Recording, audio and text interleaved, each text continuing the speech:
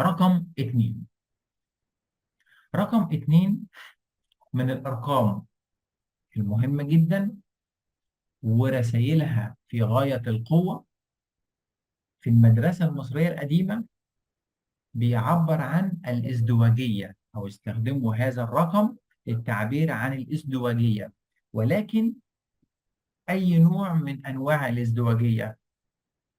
الازدواجية ما بين الشيء ونقيضه.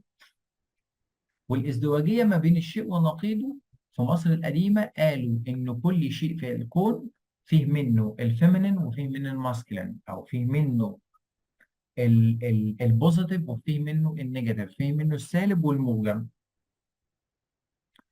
وهذا السالب والموجب لو هما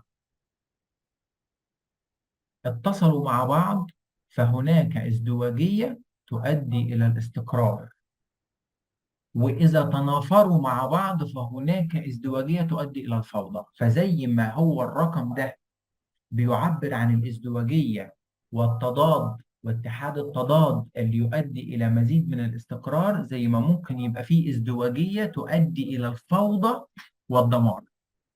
وهنا في مصر القديمة عبروا عن بداية الازدواجية، قالوا زي ما هناك سماء وأرض، زي ما هناك ليل ونهار، زي ما هناك كل شيء ممكن يعبر عن الازدواجية في الحياة، ولكن في حالة من الهارموني ما بين هذا الشيء وعكسه. في ليل وفي نهار بيجي من بعده. الليل الناس بتنام فيه، والنهار الناس بتشتغل فيه. في شمس وفي قمر، وكل واحد ليه الدور بتاعه، محدش بيعكسه.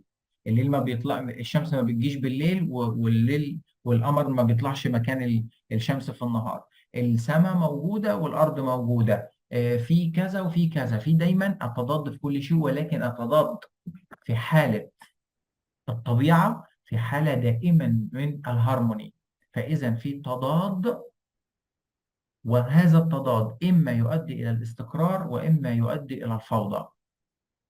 في المدرسة الكلدانية والفيثاغورسية قالوا إن الازدواجية دي أو رقم 2 ده بيعبر عن التبادل، عن المشاركة، إن كل حاجة في الكون قابلة للتبادل والمشاركة، وإنه مبدأ من مبادئ الكون في الحياة التبادل والمشاركة. مفيش بني آدم عنده جيفر فقط، ولا واحد تيكر فقط، ولا واحد معطاء بس، ولا الحياة بتستديم بالشخص اللي بياخد بس. لابد أن يكون هناك تبادل ومشاركة. التبادل والمشاركة هو اتحاد التضاد اللي بيؤدي إلى الاستقرار.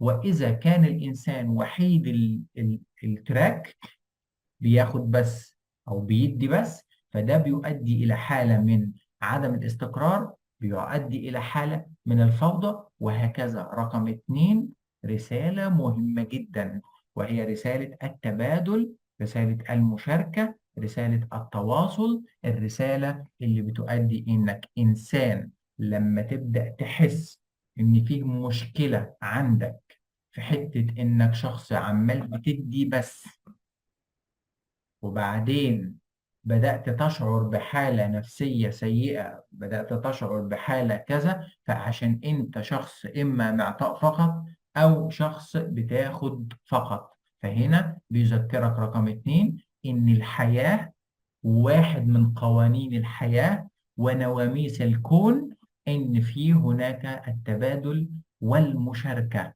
فإذا أنت حسيت بنوع من أنواع الاضطراب والفوضى، فارجع إلى قانون المشاركة والتبادل، وشوف علاقاتك في الأخذ والعطاء، هل هي ماشية وين وين في الاتجاهين، ولا ماشية في اتجاه واحد، وابدأ غير هذا الجزء اللي فيه مشكلة.